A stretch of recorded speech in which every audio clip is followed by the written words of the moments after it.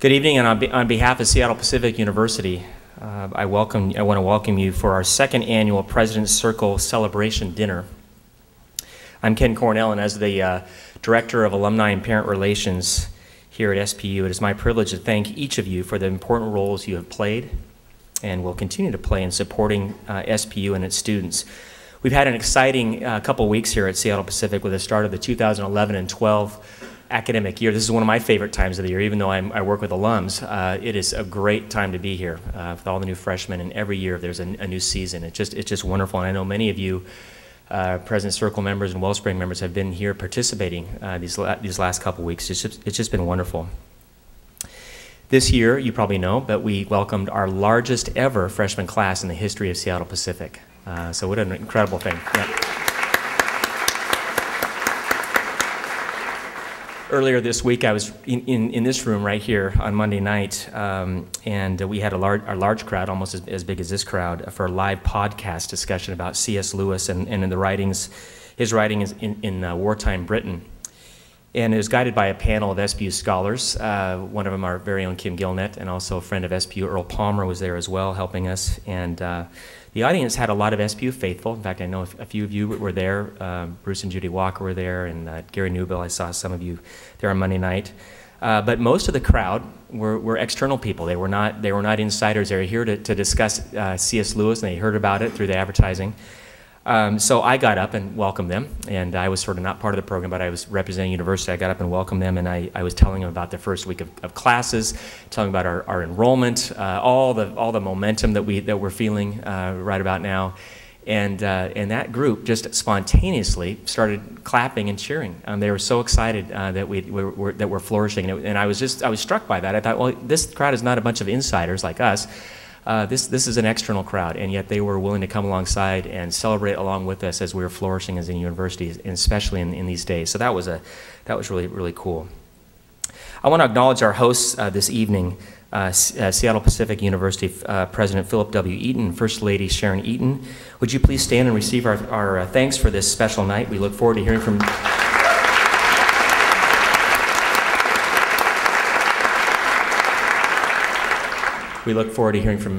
President Eaton later on this night. Just a word about Mrs. Eaton, if I could.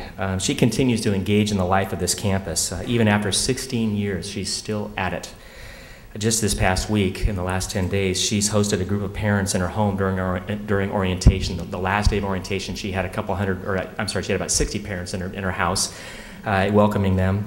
And then she's volunteered to be the host for our Mom's Day celebration later on this fall, where we get a couple hundred moms and their daughters and sons coming back to campus. And she's already, so she's volunteered to host that, and then she's already had 2 planning meetings with a group of parents, one in her house. So this is just one in the last 10 days, so she is really at it, and I just so appreciate Mrs. Eaton. Thank you, Sharon.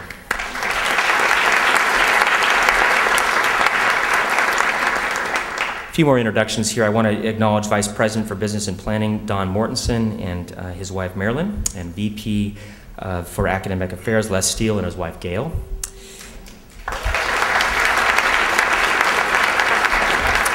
Thank you both for your leadership at the university and membership in the President's Circle as well. Tom Box is not here, my boss, our leader. Additionally, I convey greetings from him. He just talked to me this afternoon. And Tom, who is not with us tonight because he's having this is his language, he's having a close encounter with the varicella zoster virus. To you and me, that means shingles. So Tom, of course, is making light of it, but you know he's having a tough time of it. But he's doing well this week. Tom and Janie are with us in spirit, and I'm your MC as a result. Tom wanted me to tell you. Thanks a lot, Tom. Let's keep him in our prayers. Finally, we're delighted to welcome longtime President's Circle member Chuck Anderson, who, with his wife Barbara, are our 2011 President's Award for Philanthropy honorees. By the way, since Chuck and Barbara have a few more months in their reign as those honorees, I'd like to give an update on their continuing impact of their family. Their 6th grandchild, Kate, just began here as a freshman last week. We welcomed her in the 2nd floor of Hill Hall. My niece Libby is a sophomore, so Libby was watching out for Kate, and they've had a great time so far. Kate's parents, Chuck and Barbara, Kate's parents, Chuck and Barbara's son Paul and daughter-in-law Marie, also just joined the the SPU Parent Council, which is a group of parents that get together and organize a whole bunch of events. So not only did they have their second kid coming here, but they're also very, very involved. So this is a family that is very, very involved in SPU and generation after generation. I just so appreciate them. What a great family. Thanks, Chuck.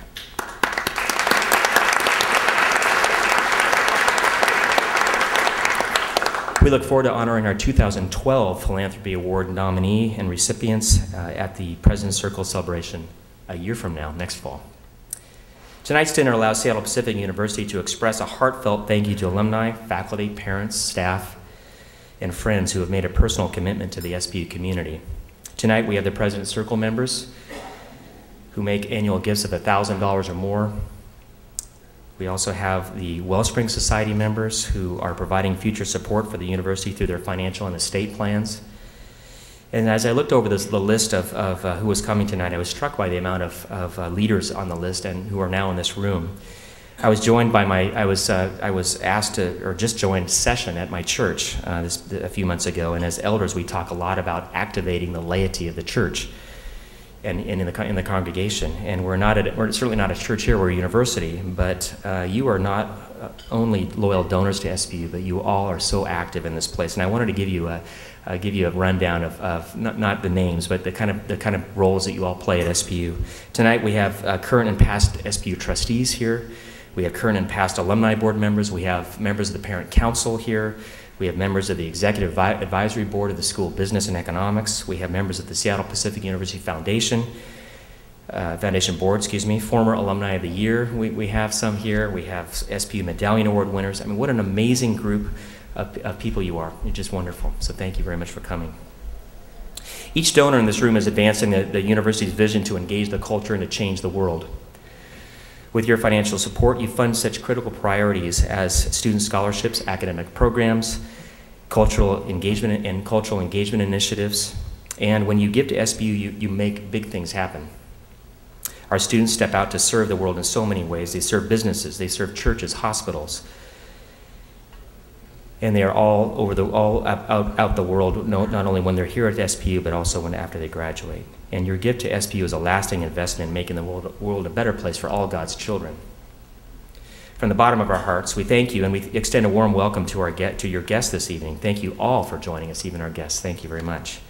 We hope you enjoy your time together and that you sense our sincere gratitude for all that you have done for both current and future students and the world around us. Dinner will be served here pretty quickly. Please enjoy your table conversations, share a wonderful meal together, and then I'll interrupt us here in a few minutes. But let's first pause for some prayer. Our Heavenly Father, thank you for the gift of this day in which we can experience and enjoy the beauty of your creation. We thank you for this great university and all that it means to each of us. We thank you for these wonderful friends who have chosen to share with our students the blessings that they have received from you. We ask your presence to be with us now. And we seek your blessing over this food which has been prepared, and so that it may nourish our bodies for strong and faithful service to you. In Christ's name we pray. Amen. Enjoy your meal and your fellowship. Okay, I've got two misses. I've got to confess I made two mistakes earlier. I missed two people. One, I was carried away by the piano music, so carried away that I forgot to thank Zach Marsh for playing the piano. Zach's over there to my left. Thank you, sir. Wonderful. Thank you. What a gift.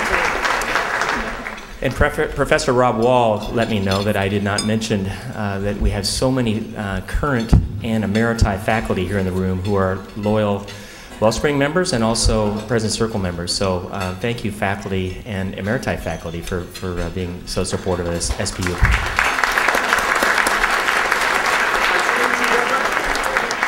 Okay, we've got a treat. I'm going to interview Daniel Dudley. Daniel, would you come up this way, please? I invite you to keep chewing, but to begin our program tonight, I'm going to introduce you to one of our pre-med students. Daniel, come this way, and I think we're going to move our chairs up that way. And Daniel is a pre-med student. Are we live here? Good. Okay, so Daniel's a pre-med student. He's a student, so a senior, excuse me. So he's almost done. And I want to give you some bio. There's a lot to chew on here. He's double majoring in chemistry and physiology. He's a recipient of the Philip W. Eaton Scholarship, the Trustees Scholar Award, and the Alumni Scholarship. And I was also excited to learn that Daniel joined the President's Circle as a student member last February, which we really appreciate. That's pretty cool. We've got student members of the President's Circle. I'm told by Tom Box that he and Daniel first met when they worked together in the nursery at First Church. So apart from being good with babies, I also know there has been a lot going on for you, Daniel, over these past few years at SPU. And why don't you begin by telling us where you're from and how did you get to SPU? Well, I was born and raised in the Seattle area, so I'm in love with this city, and I do think it's the best city in the world. And when I was looking at colleges, something that was very important to me was looking for a school that would provide me with a Christian framework in my education. I went to King's High School in Shoreline, which some of you may know about. And so as I was looking for Christian schools, I thought, I really don't want to leave Seattle, and I don't want to leave my family. And I looked no further than Seattle Pacific. And when people told me that the pre-med program at SPU was top-notch, it sealed the deal for me. I said, this is the school for me.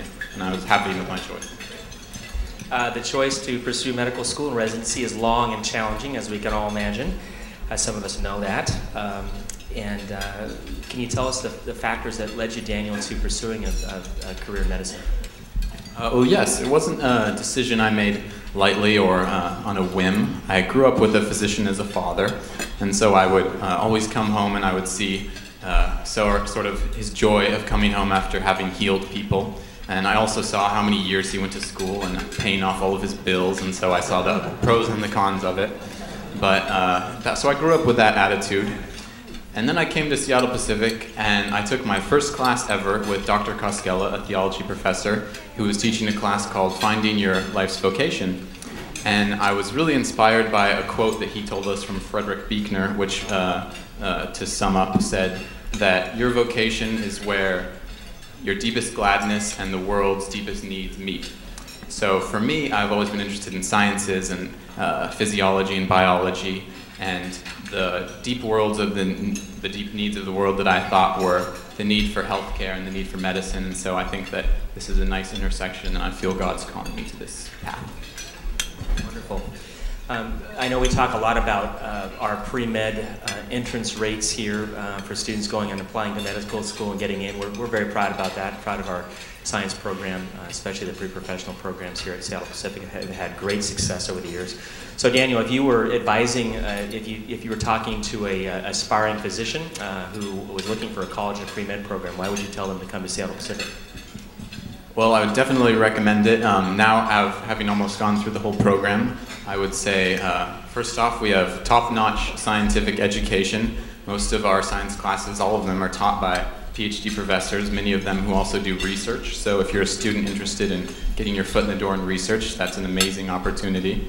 Not only that, but these teachers also get to know you. They know your name. They say hi to you around campus. I'm always amazed at freshman biology teachers I have who say hi to me as I walk by. That's truly something special about SPU. Our lab facilities are top-notch. A wonderful place to work in. I've seen other friends at large state schools taught by a TA in a class of 500 students, and that's just not the case at SPU. And another thing that's great about the pre-health program here is the advising. Dr. Fitch is a wonderful pre-med advisor. She gives me one-on-one support and care. And in addition to that, Blakely Island is a wonderful place if you have heard of it. It's a private island in the San Juans. SPU owns a large portion of it. And biologists and young students interested in the sciences can go up there for weekends and weeks and in the summer and learn about biology in the field. So that was a great experience. Bye. So now you're in your senior year. What are some of the things you've been involved with over the last 3 years at Seattle Pacific outside the classroom?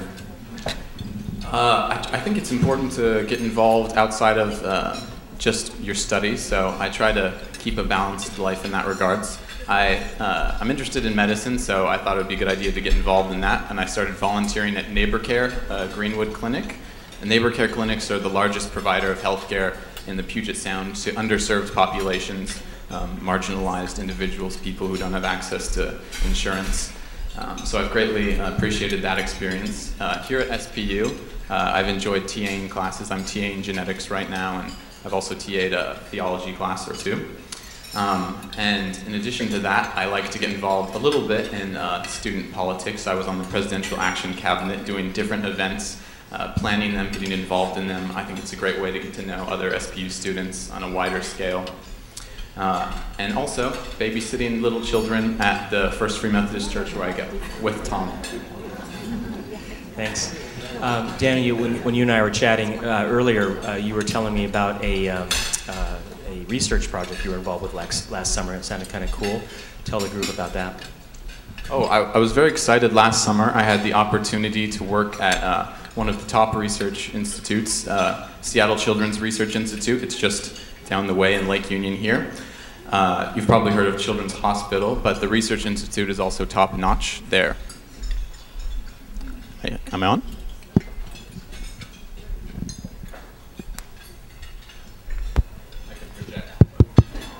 Are we back?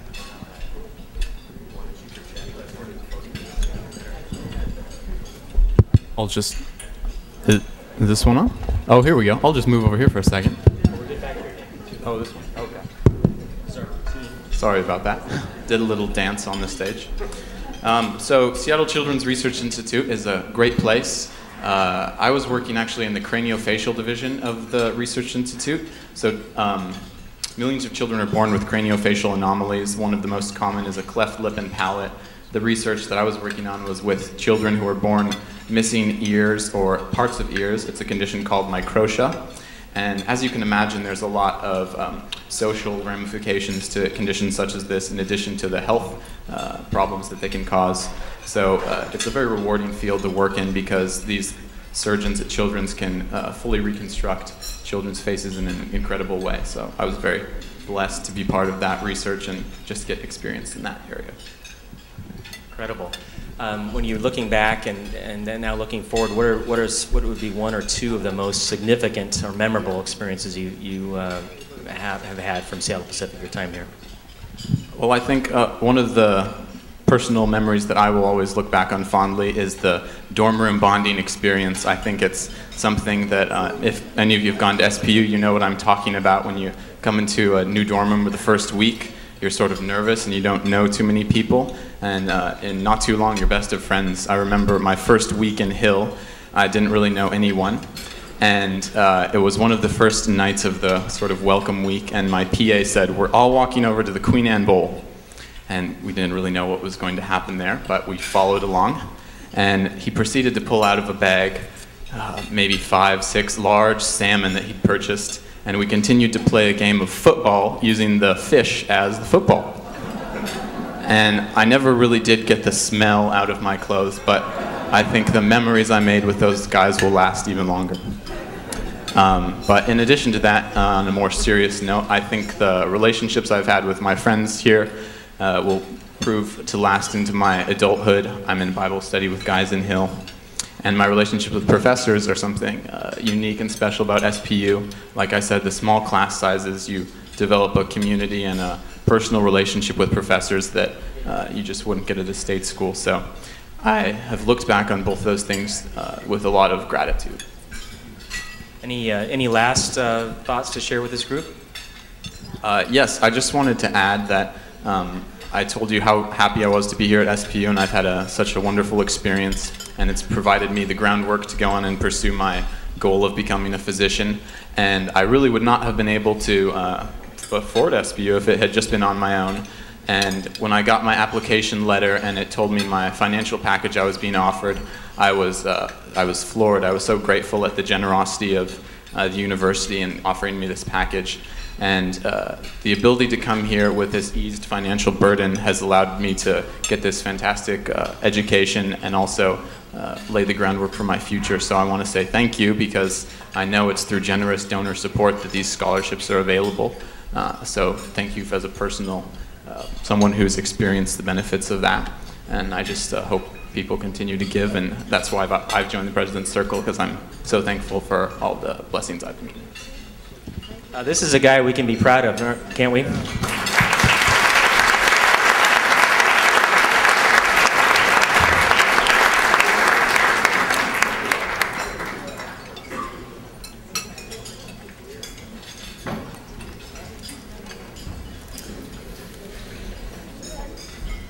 Some of those fish stories probably sound familiar. I heard some of those in this room from Barry Solom, who was celebrating his 50-year reunion a few months ago, and his group, and they could probably top those salmon football stories. Okay, I know that most of you, for most of you, President Eaton needs no introduction, as you have had many opportunities to meet and speak with him. And I know that you appreciate, as we do, all the skill and wisdom with which he directed the university over these past 16 years. Appointed as the 9th president of Seattle Pacific by the Board of Trustees in February of 1996, President Eaton has provided great vision and leadership for our university during his nearly 17 years of service. So much has been achieved at Seattle Pacific.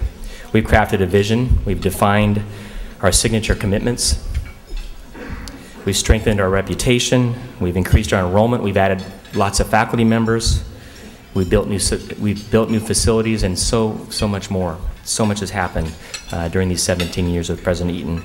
President Eaton, thank you for being with us tonight. Will you please join me in welcoming President Eaton to the podium?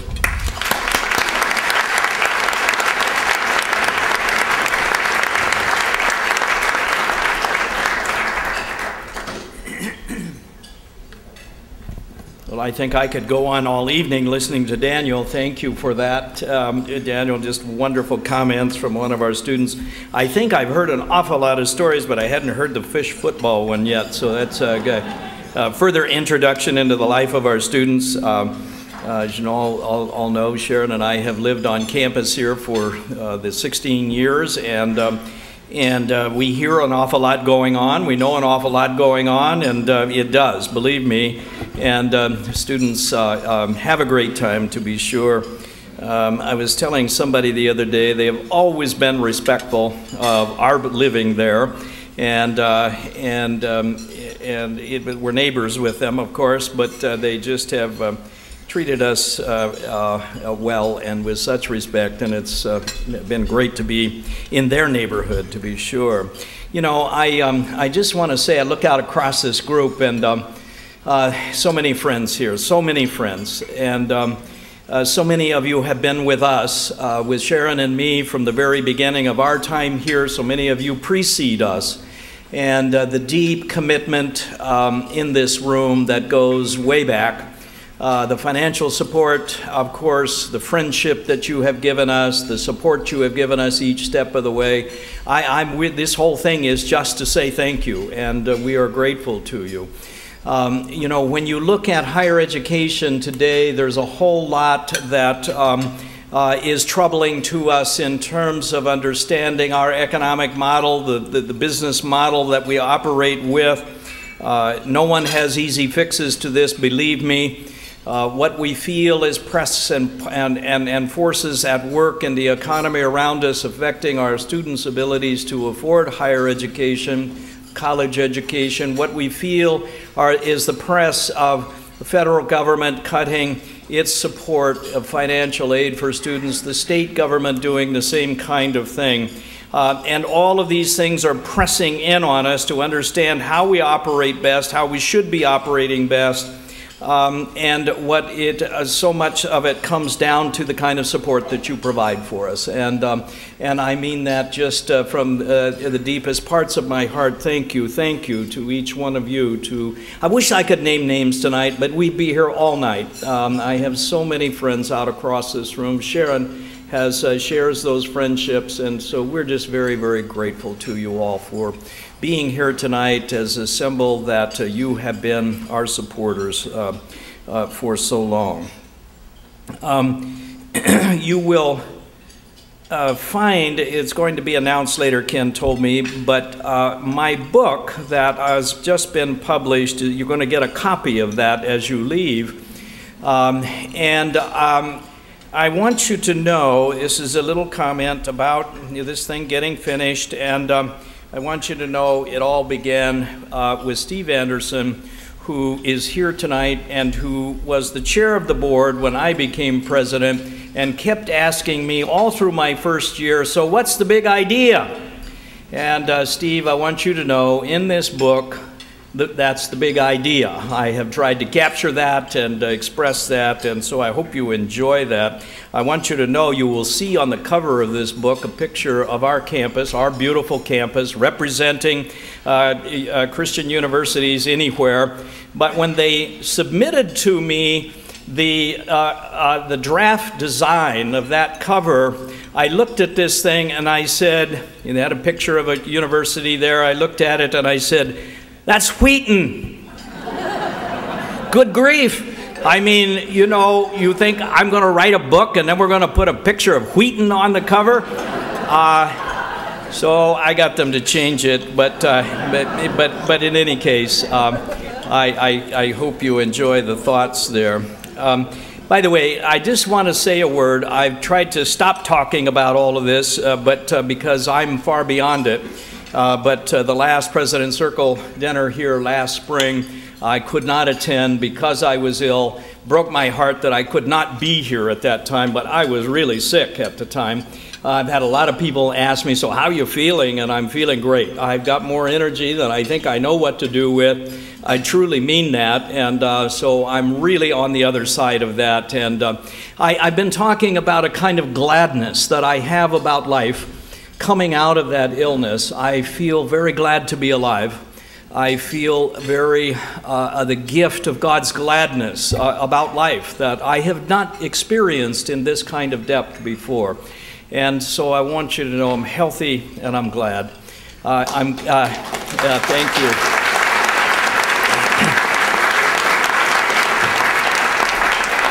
I'm glad in part because I eat Haagen-Dazs every night after dinner. And what happened in this whole thing, I lost a lot of weight, so the doctors told me, several of them did, said, "You've got to eat more calories, eat all the calories you can." So I got on this regimen of having Haagen-Dazs each night. And I was speaking to a group of our managers in Marge Johnson's area, some of the leaders, and they were having a workshop and a retreat to begin the year. And I was talking, and we were ordering dessert after this lunch that we had had. And so I was ordering dessert, and I said, "You know, my doctors are telling me I need calories. I have to eat calories." And Ruth Adams, our registrar and wonderful manager on our campus, she says, "Who's your doctor?" But in any case, all that's to say, we're doing great, I'm doing great, and we're so glad to be here with you tonight. I also probably need to say something about stepping down as president, that I in some ways just simply I don't know what I'm doing. I'm not sure about this whole thing. I am in so many ways not ready, and yet feel that it is the right time for a transition for this institution, a right time in our lives. We both feel that things at the university are so strong, that we are just simply flourishing, and that is a moment perhaps to step aside and pass on the leadership to my successor. And believe me, I have such confidence in all of that, that where we stand, what we stand for, the clarity that we have as an institution will be the foundations on which new leadership will come in and take things to the next level. There's a very exciting future ahead, and we all look forward to that as we go through a search process through this year and new leadership is appointed. I was telling a group that I wear this big medallion in high ceremony events. Some of you may have seen it at commencement or something. You may have attended. It's this great big thing, you know, that hangs around my neck. You got your robes on, and you know, this whole high ceremony thing that goes back hundreds of years for the academy, and presidents are supposed to wear these things, you know, this symbol of representing the university. I do that proudly. I wear it you know, to other institutions. I just went to an inauguration at Gordon back in Boston. I'm wearing my medallion representing SBU, and I feel so proud to do that. And yet I was thinking, and have been thinking, of course, sometimes that medallion gets heavy.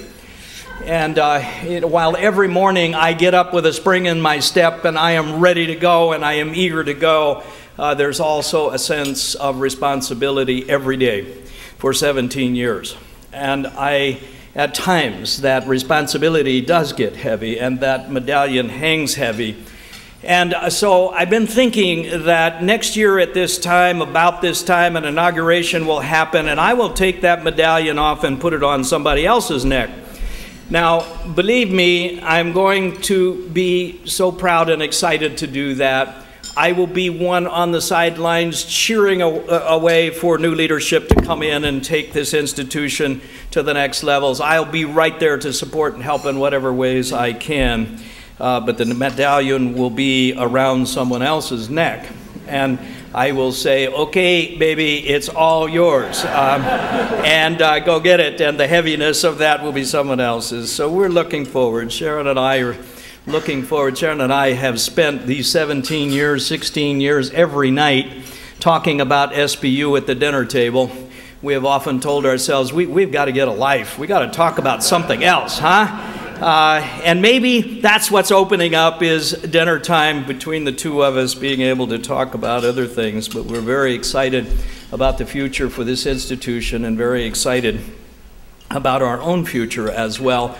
Not knowing what shape that's going to take yet, not knowing where that's going to go, but out of all of my experience and in higher education and Christian higher education and in leadership and all of that, that maybe we can shape some sort of way of being helpful to other organizations and to the Christian community and to the work of Christ's kingdom. And that's where we are. So we're delighted, excited about the future. We are very sad to leave. I've got to tell you, we are very sad to leave this place and leave all of you, our dear friends, here in this room. I want to say that we're strong, we are flourishing as a Christian university. I want to say something about us being a leading Christian university tonight. I want to make that claim for this great place, that we are a leading Christian university in this country.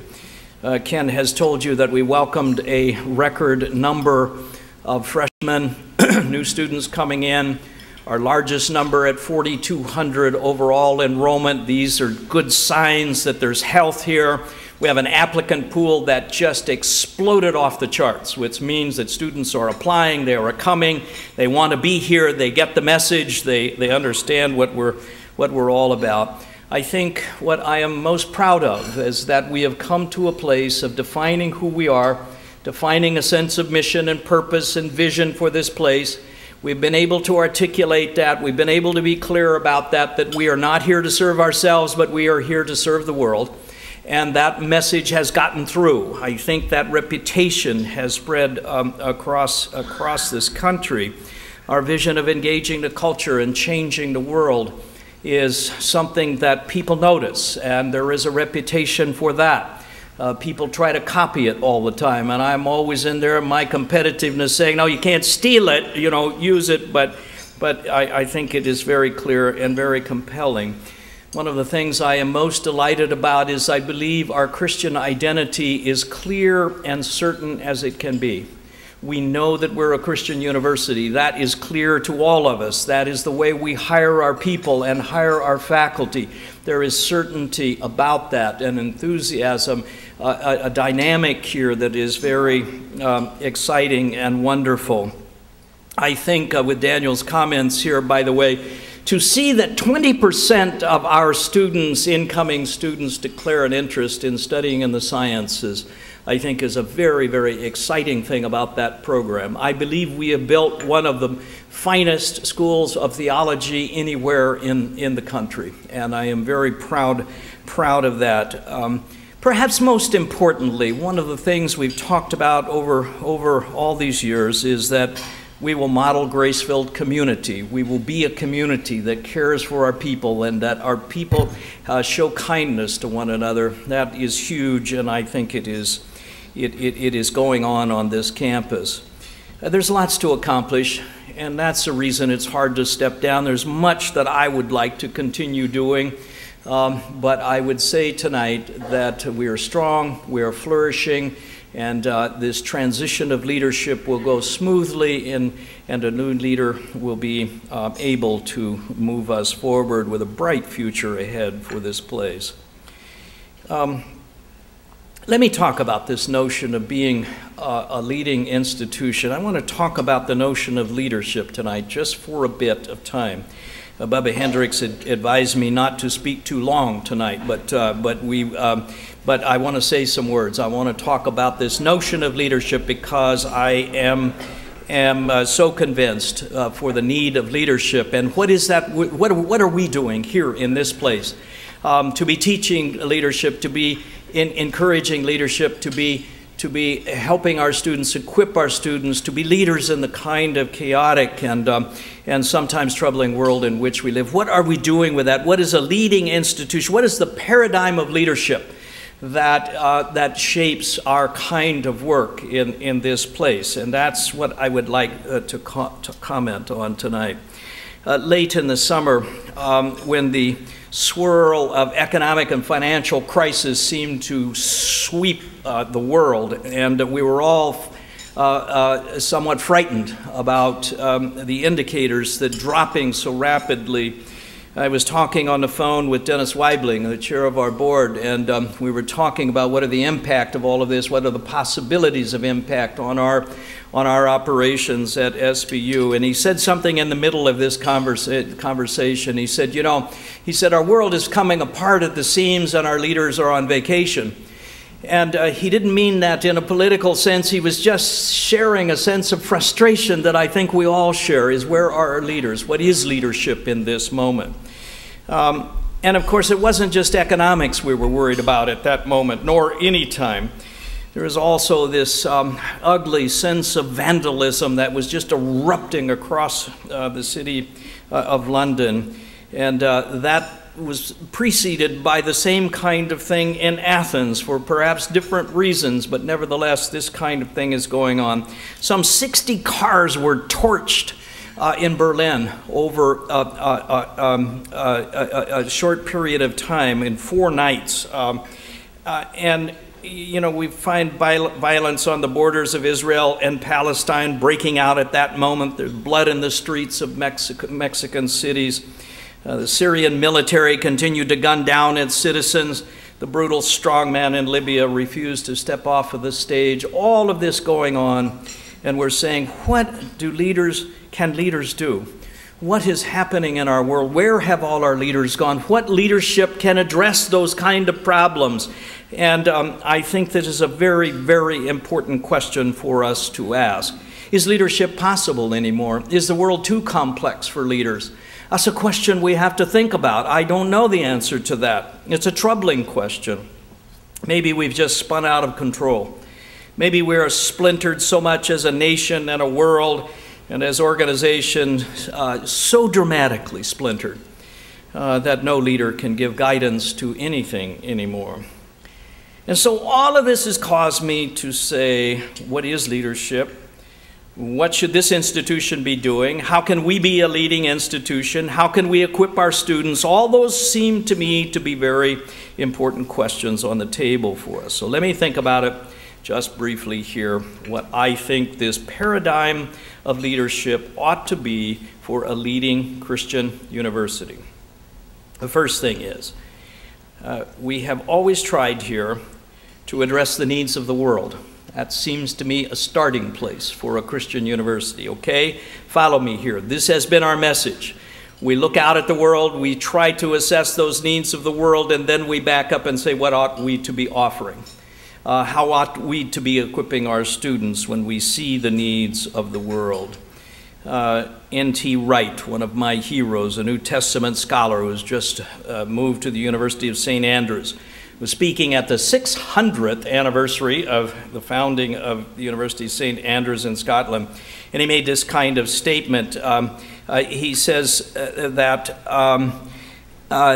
we need for this time in the world an upside-down vision for human flourishing. We need an upside-down notion of what leadership is all. He says, life is not going to get any easier in Scotland, in Europe, in the world as a whole in the next few decades, and surely that is the case, right?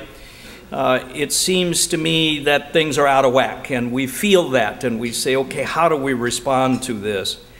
And Wright says, we urgently need a fresh supply of young people with a vision to excel, no question about that, but not just for their own pride or their own pay, but for what has to be done in the world.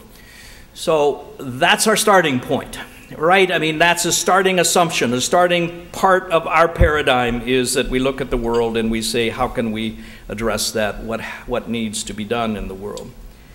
But secondly, a Christian university, in the words of another great, wonderful theologian, Leslie Newbigin, says that we have a truth to tell as Christians. We have a truth to offer the world. This is a radical notion in our day, and when all truth is questioned everywhere, that the notion of truth is something that is contested. Truth is contingent. Truth is problematic, we are told. Whose truth are we talking about? How can you determine what is truth? Is there anything such as truth? And I say we can affirm and assert as a Christian university, we have a truth to tell. We have a truth to offer the world. And that we can do boldly and confidently. We must do it in very articulate kinds of ways, very thoughtful kinds of ways, but we have a truth to offer this world. In some ways, that is an animating center for what we are all about. Pope John Paul II said that the world, tired of ideology, he says, is opening itself up to the truth. The time has come when the splendor of truth, the splendor of our truth as Christians, has begun anew to illuminate the darkness of human experience. Now, do we believe that? Do we believe that in this room? Do we believe that as Christians? If we do, and I do, if we do, then our purpose as a Christian university comes into sharp focus. We have a truth to offer this world. Well, the third thing is, this gets where it gets very interesting and perhaps demanding. Newbigin says that what we have to do in our time is what the church fathers and Augustine had to do in the age when classical culture had lost its nerve and was disintegrating. The notion is that we have a culture that is disintegrating, is coming apart, that the culture has lost its nerve.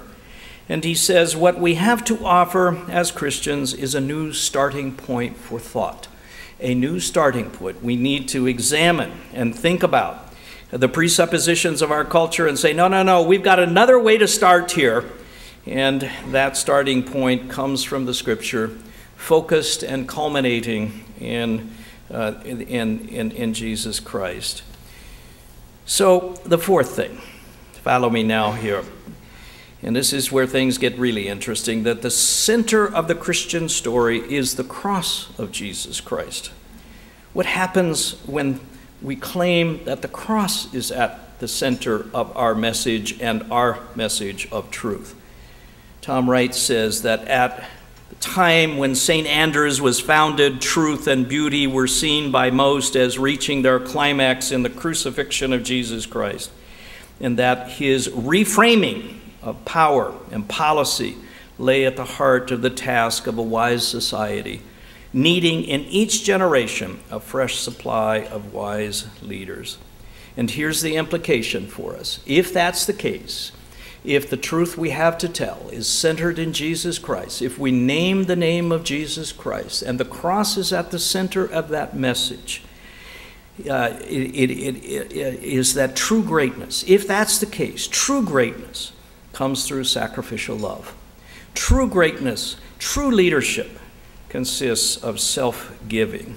This is what the cross of Jesus Christ does for us. So the notions of power in this world, the notions of struggle of power in this world, if we have a truth to tell, the cross is at the center of that truth. What we have to offer is self-sacrifice and love. So let me end with this. I ran into a psalm this summer in my summer reading. Rediscovered a psalm out of Psalm 137. And I think this is sort of at the heart of the matter of all of this that we have been trying to do at Seattle Pacific and what we continue to try to do, the sort of foundations that move into the future of what we can do. Listen to this little poem by the psalmist as we think about this notion of leadership, the notion of a Christian university in this troubled world in which we live, the notion of how we equip our students to serve that world and to make a difference. But listen to this passage. By the rivers of Babylon, we sat down and wept as we remembered Zion. On the willow trees there, we hung up our harps.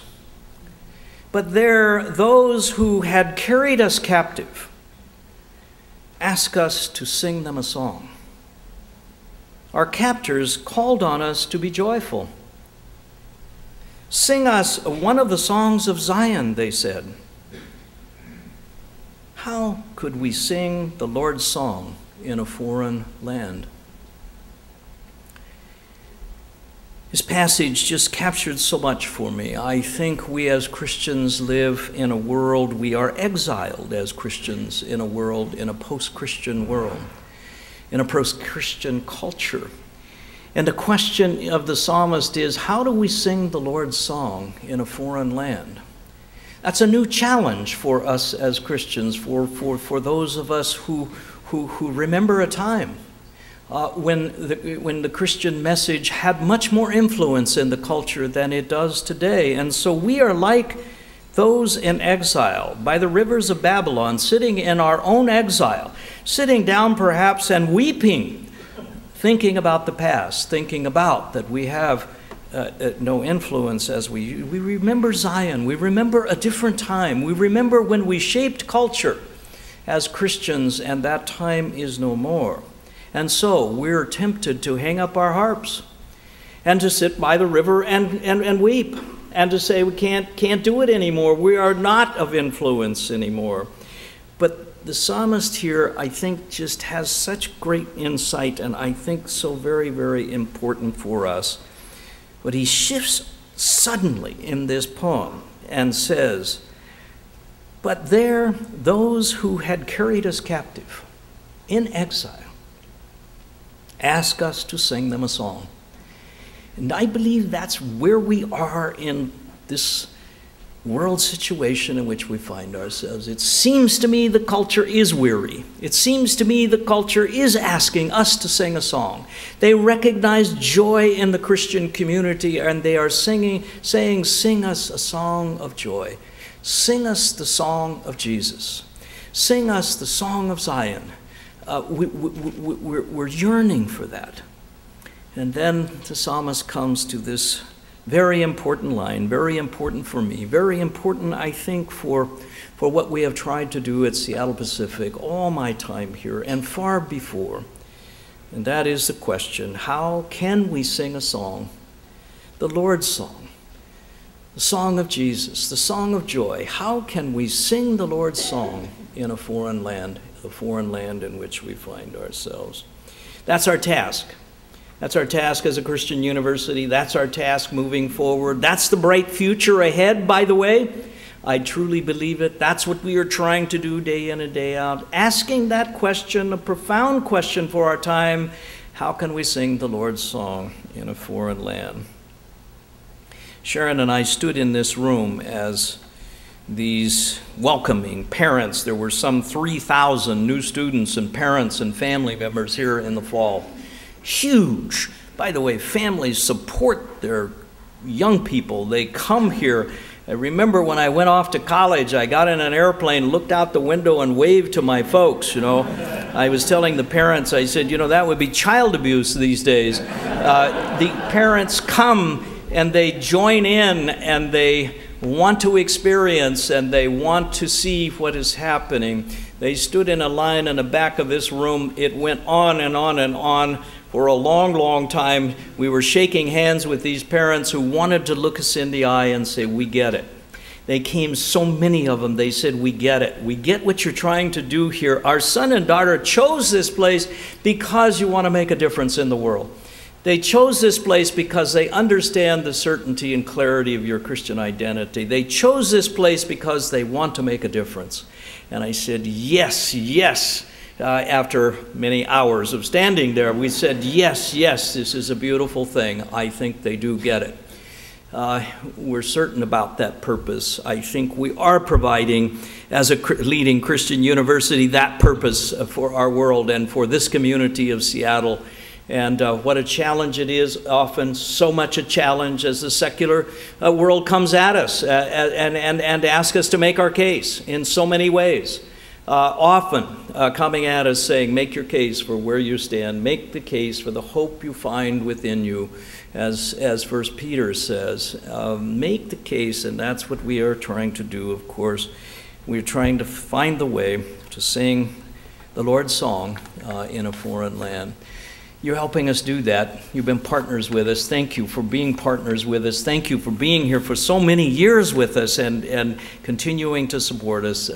It's vital to the health of this institution, vital to the health of that message, of that purpose, of providing leadership for a troubled and chaotic and uncertain world. So God bless you. Thanks for being here.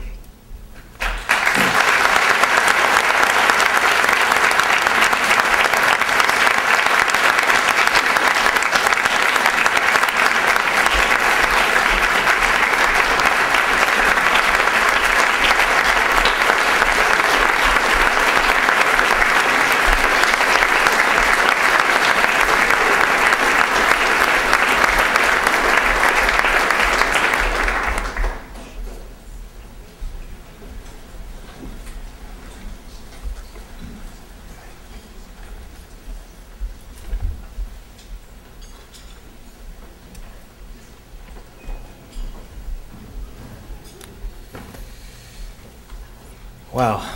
Dr. Eaton, thank you for your thoughts on leadership and truth in this chaotic and changing world. You continue to teach us so much. How about another round of applause for Dr. Eaton?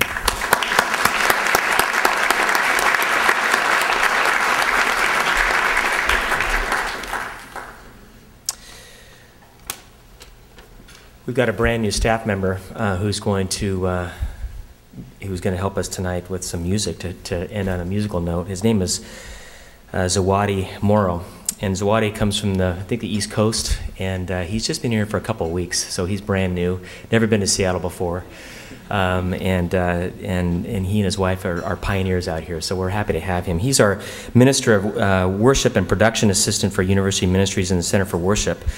We're blessed to have this outstanding professional with us tonight, along with a group of talented students to end our evening with a musical performance. Thanks, Zawadi.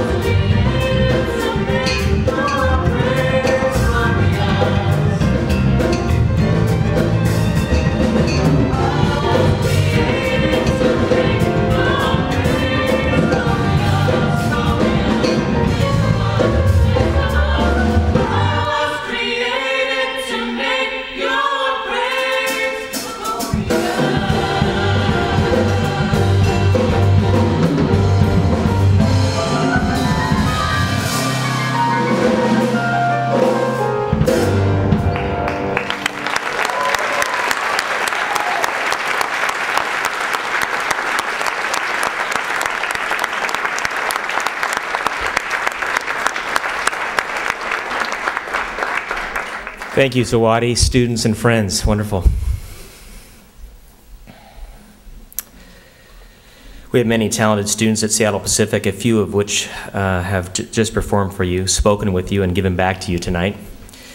One of our many entrepreneurial students has provided a sample of the tea he sells through his business. More information can be found in your program. There, you see the tea at your seats. Before closing, I wanted to make a few brief notes. First, I would also like to acknowledge our University Advancement staff members that have planned this evening for us, Sarah, Amy, Gabrielle, and team. Great job, guys. Thank you.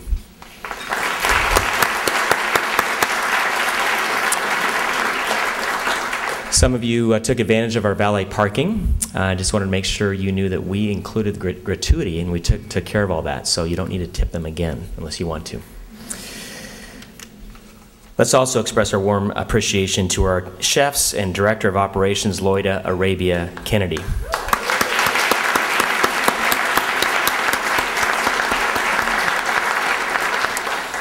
As a reminder for those of you who have already fulfilled your annual President's Circle gifts, please stop by, As a reminder for those of you who have already fulfilled your annual President's Circle gift, please stop by our renewal table on your way out for your special gift. And those of you who would like to stop by the table and make a President's Circle gift tonight will also receive a special gift. We also have copies, as President Eaton said before, for you of the President's new book, Engaging the Culture and Changing the World. Those are in the back there. We've just published by University Press, so it's just out. And in it, President Eaton explores the role and influence of the Christian University, as you heard. Please take one on your way out as a special gift for each household tonight.